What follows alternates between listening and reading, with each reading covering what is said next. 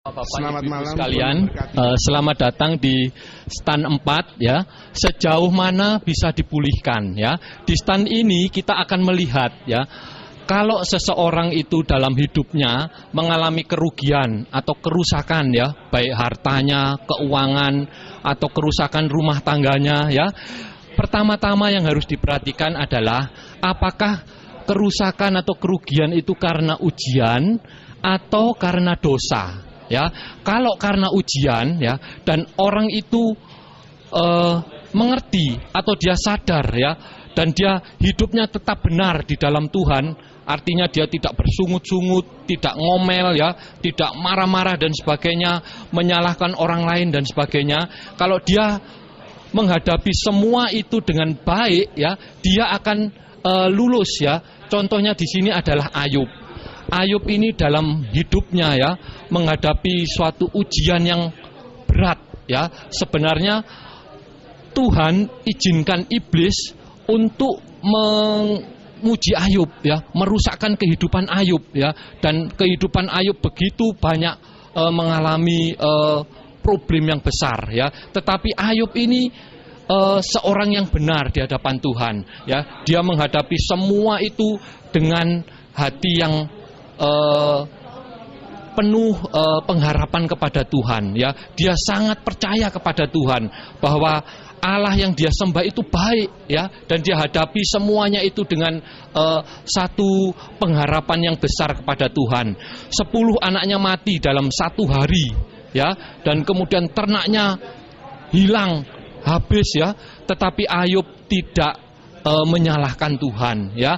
Tuhan yang memberi, Tuhan yang mengambil, dia bilang ya. Dan pada waktunya Ayub lulus ya, dan semuanya itu dikembalikan, bahkan bukan 100% tetapi 200% ya. Seolah-olah Ayub itu dipulihkan ya, dalam tanda petik ya. Sebenarnya bukan dipulihkan ya, sebab Ayub bukan tidak berdosa ya. Hanya pemulihan itu dari akibat-akibat seseorang yang diuji. Pemulihan itu kalau seorang berdosa, dia jatuh dalam dosa, dia bertobat, kembali lagi hidup benar. Nah, itu dipulihkan ya. Tetapi Ayub ini seorang yang benar ya. Hanya karena dia diuji, hartanya hilang, dan pada saatnya dikembalikan 2 kali lipat ya. Tetapi kalau seorang itu ternyata dalam kerugian atau kerusakannya itu karena dosa ya, biasanya pemulihannya itu tidak sampai 100% ya. Contohnya di sini Raja Rehabeam ya. Rehabeam ini anak dari Raja Soleman ya. Dia seorang yang tidak berkenan di hadapan Tuhan. Dalam 2 Tawarikh 12 ya, dia melawan Tuhan, melakukan perbuatan yang jahat di hadapan Tuhan ya, dan Tuhan izinkan ya musuh datang ya. Raja Firaun Sisak dari Mesir datang menyerbu Yerusalem ya. Yerusalem dijarah oleh musuh ya, dikalahkan oleh musuh, dan di bait Allah di Yerusalem itu ya dijarah harta-harta yang mahal, yaitu tameng yang terbuat dari emas ya. Ini tameng terbuat dari emas yang ada di dalam bait Allah dirampas, diambil semua oleh Raja Sisak, dibawa ke Mesir ya, sehingga tidak ada lagi tameng emas di bait Allah ya. Dan Rehabeam ya, untung dia tidak dibunuh ya, dia masih diberi kesempatan hidup ya, dan dia berusaha untuk mengembalikan tameng yang dijarah ini ya. Tetapi dia tidak lagi bisa membuat dari emas ya, karena hartanya habis mungkin ya, dan dijarah. Dia hanya bisa membuat tameng lagi, tetapi dari tembaga. Nah, kita lihat di sini adanya satu kemerosotan ya. Boleh dipulihkan dari tembaga, dibuat lagi tembaga yang dari tameng dibuat tameng baru, tapi yang semula dari emas hanya bisa dibuat dari tembaga. Nah, ini satu contoh pemulihan akibat dosa ya. Bisa dipulihkan tetapi tidak 100% ya. Sekarang kita lihat seberapa besar pemulihan itu ya. Pemulihan itu besarnya tergantung pertama dari pertobatan orang tersebut ya. Contohnya Daud ya. Daud ini berdosa besar di hadapan Tuhan ya. Dia merebut istri orang ya. Dia merebut istri Uria, dan Uria sendiri dibunuh dengan trik-trik yang jahat ya. Dan waktu Daud ditunjuk oleh Nabi Nathan ya, dia sadar dan dia sungguh-sungguh bertobat kepada Tuhan, ya. Dan Daud mengalami pemulihan yang besar, ya, lebih kurang 100%. Dan sesudah itu Daud seolah-olah tidak pernah berdosa yang barusan dia lakukan itu, ya. Tetapi bagaimanapun, ya, puncak-puncak yang seharusnya bisa dicapai Daud itu merosot, ya, sebab kerusakan karena dosa itu tadi. Sebaliknya Saul, ya, Saul ini seorang yang jahat, ya, dia iri, dia dengki kepada Daud, ya, dan dia bertobat berbuat dosa lagi, bertobat berbuat dosa lagi, sampai akhirnya dia binasa, ya, karena dia mati dalam dosa-dosanya. Saul mati dalam karena bunuh diri, ya. Kemudian besarnya pemulihan yang kedua tergantung dari lama dan seringnya berdosa yang sama, ya. Sebagai ilustrasi kita lihat di sini. Nah, ini ada satu gambar rumah yang terbakar, ya. Mula-mula, ya, mungkin kebakaran dari rumah ini kecil, ya, mungkin korsleting listrik, ya. Kalau pada waktu kebakaran itu masih kecil, ya, lantas ada orang tahu, cepat-cepat dia putuskan aliran listrik, ya, dan dia padamkan api itu. Mungkin dengan satu ember air bisa dipadamkan, ya. Tetapi kalau kebakaran ini tidak diketahui, mungkin malam hari orang-orang lagi tidur, ya, baru setelah besar begini, ya, baru orang tahu, teriak kebakaran, ya, baru berusaha untuk dipadamkan, ya. Tentu kerusakannya jauh lebih besar daripada kalau baru mulai terbakar, ya. Nah, ini contoh dari kalau seorang berdosa, ya, lamanya. Kalau seorang itu lama berbuat dosa dan tidak bertobat, mungkin karena kebodohannya, mungkin karena tidak mengerti, mungkin karena dia hidup menyendiri, tidak ada saudara seiman yang memberitahu dia, yang menyadarkan dia, perbuatanmu itu salah, ya, perbuatanmu itu tidak benar. Tidak ada yang memberitahu, baru setelah parah baru ketahuan. Nah, itu akibat kerusakan yang terjadi begitu besar, ya. Kita lihat di sini. Nah, ini ada kayu yang terbakar, ya. Mula-mula mungkin kayu ini panjangnya 4 meter, ya, mungkin untuk atap dari rumah itu, ya. Karena tidak tertolong cepat, ya, terbakar terus sampai tinggal segini ini. Dari 4 meter misalnya tinggal segini, ya. Ya lumayan, ya. Tapi kerusakan yang terjadi cukup banyak, ya. Paling ini hanya untuk bisa ganjel pintu atau ganjel mobil, ya. Dipotong, dibersihkan untuk ganjel pintu, ya. Tetapi kerusakan yang terjadi begitu banyak.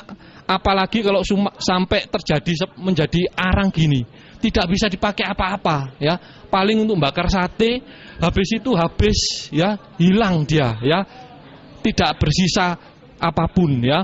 Itu karena terlalu lama berdosa. Kemudian yang ketiga, orang lama atau orang baru. Orang lama artinya orang yang belum mengenal Tuhan Yesus atau orang yang belum percaya, ya. Contohnya di sini Raja Nebukadnezar. Nebukadnezar ini seorang yang belum mengenal Tuhan, dia seorang raja yang sombong. Dia Raja Babel, dia bilang, kalau bukan saya Nebukadnezar, tidak ada Babel yang semegah ini, ya. Dia lupa ada Allah di atas segala-galanya, ya. Dan Allah rendahkan Nebukadnezar, ya. Dia raja, tapi dia seperti binatang makan rumput, ya. Nah, di situ Nebukadnezar baru bertobat, ya. Dan dia bertobat sungguh-sungguh. Dan Allah pulihkan, ya. Pemulihan Nebukadnezar ini mendekati lebih kurang 100%, ya. Dan setelah itu dia bahkan di dalam Daniel 4 ayat 34 lumayan bisa lebih baik sedikit, ya. Sebaliknya orang-orang Yehuda ini sudah mengerti firman Tuhan, ya. Ada nabi-nabi yang berbicara, ada Taurat Tuhan, ya. Tetapi mereka bolak-balik berdosa, ya. Akhirnya mereka ditawan, dibawa ke Babel, dan banyak yang dibunuh di sana. Waktu 70 tahun mereka balik lagi ke Yerusalem, tinggal sedikit, ya. Berapa orang yang mati, berapa harta yang hilang dan sebagainya, ya. Kemudian yang keempat, kelimpahan pekerjaan Roh Kudus. Kita lihat di sini Simson, ya. Simson ini seorang yang dipakai Tuhan luar biasa, ya. Roh Kudus bekerja dalam hidup Simson ini, tetapi hidup Simson ini tidak berkenan di hadapan Tuhan. Dia berzina dengan wanita-wanita Filistin, orang-orang kafir, ya. Padahal bangsa Israel dilarang menikah atau kawin dengan orang-orang kafir, ya. Tetapi itu yang dilakukan Simson, sehingga akhirnya Roh Kudus meninggalkan dia dan dia ditangkap, matanya dicungkil ya. Baru setelah itu Simson bertobat kembali sungguh-sungguh ya, tetapi matanya tetap buta. Pada akhir hidupnya dia mengalahkan musuh jauh lebih banyak daripada musuh yang dikalahkan sebelumnya ya, tetapi matanya tetap buta. Dan habis itu dia berhenti, mati sampai di situ saja ya. Selanjutnya kita akan melihat cara pemulihan. Bagaimana kita bisa mengadakan pemulihan? Yang pertama, selidiki penyebab kerusakan dan diperbaiki ya. Kalau karena ujian, harapan kembali sangat besar, bisa lebih dari 100% ya, asal lulus ya, dan asal dihadapi dengan baik. Contohnya Ayub tadi ya, juga seorang yang dimusuhi di kantor. Kita lihat di sini ada gambar ya. Kalau ini seorang yang bekerja dengan betul ya, dengan tekun, dengan rajin, dia diiri oleh teman-temannya ya, sebab dia sangat berprestasi di kantornya. Tetapi orang ini tidak membalas kejahatan teman-temannya dengan kejahatan ya. Tapi dia dalam Rum 12 ayat 21, jangan membalas kejahatan dengan kejahatan, tetapi balaslah kejahatan dengan kebaikan ya. Dia tidak membalas iri teman-temannya, dan pada saatnya dia dipromosikan dalam pekerjaannya. Mungkin ada yang bertanya sampai di sini? Ya, silahkan. Ya. Ya.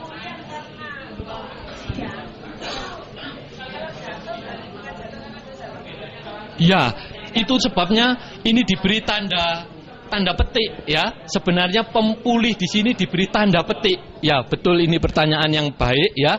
Memang pulih itu artinya jatuh dalam dosa, baru dia bertobat, dipulihkan, hidup benar kembali. Tetapi di sini pulih dalam arti di sini bukan karena dosa, hanya pemulihan dari akibat seseorang yang diuji. Ya, Ayub tidak berdosa, ya, dia tidak dipulihkan, tetapi hartanya, ya, akibat dia diuji itu hartanya yang hilang balik lagi, ya, anaknya yang mati diberi lagi sama Tuhan, ya. Tidak perlu bertobat ya, sebab tidak berbuat dosa. Justru Ayub dalam Ayub 42 ayat 10, dia mendoakan teman-temannya yang menasihati dia secara tidak tepat. Ya, saya lanjutkan lagi. Juga kalau kita itu sudah memperbaiki kerusakan ya, kembali di pihak Tuhan dan bertobat sungguh-sungguh, sebab Allah itu baik ya. Allah itu baik ya. Buluh yang terkulai ya tidak akan dipatahkan ya, dan sumbu yang berasap ya tidak akan dipadamkan ya, diharapkan bisa menyala kembali ya.